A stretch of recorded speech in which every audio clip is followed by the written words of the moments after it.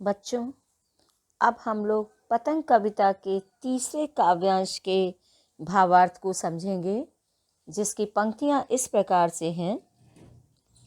पतंगों के साथ साथ वे भी उड़ रहे हैं अपने रंध्रों के सहारे। अगर वे कभी गिरते हैं छतों के खतरनाक किनारों से और बच जाते हैं, तब तो और भी निडर होकर सुनहले सूरज के सामने आते हैं। पृथ्वी और भी तेज घूमती हुई आती है उनके बेचैन पैरों के पास। कुछ कठिन शब्दों के अर्थ। रंध्रों यानी सुराख, छेद, छिद्र।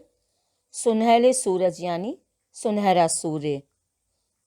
और निडर यानी बिना डरे। कविता के इन पंक्तियों के माध्यम से कवि बच्चों की साहसिक, अदम्य एवं महत्वाकांक्षी मनोवृत्तियों को रेखांकित करना चाहता है कि बच्चों की महत्वाकांक्षाएं अनेकों हैं और बहुत अधिक उनके अंदर साहस होता है। कभी भी उसको वो सीमित नहीं रखते। पतंगों के साथ वे भी उड़ रहे हैं अपने रंध्रों के सहारे। कवि कहता है कि आकाश में अपनी पतंगों को उड़ते देखकर बच्चों के मन में भी आकाश में उड़ने की महत्वाकांक्षा अत्यधिक बढ़ जाती है।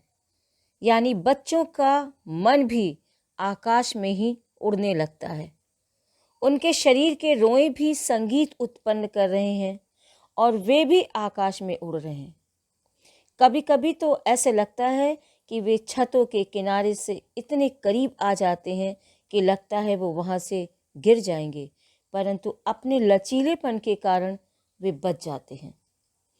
उस समय उनके मन का भय समाप्त हो जाता है।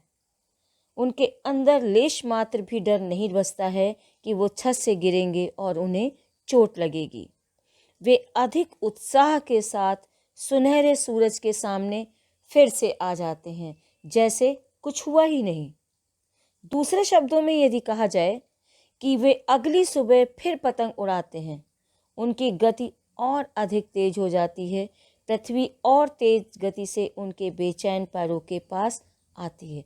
ऐसे लगता है कि पृथ्वी स्वयं उनके पैरों के पास चलकर आ जाती है। जिस तरह से बच्चों का साहस दुगना हो चुका होता है, ना कि उन्हें भय लगता है कि वो गिर जाएंगे और उन्हें चोट लगेगी।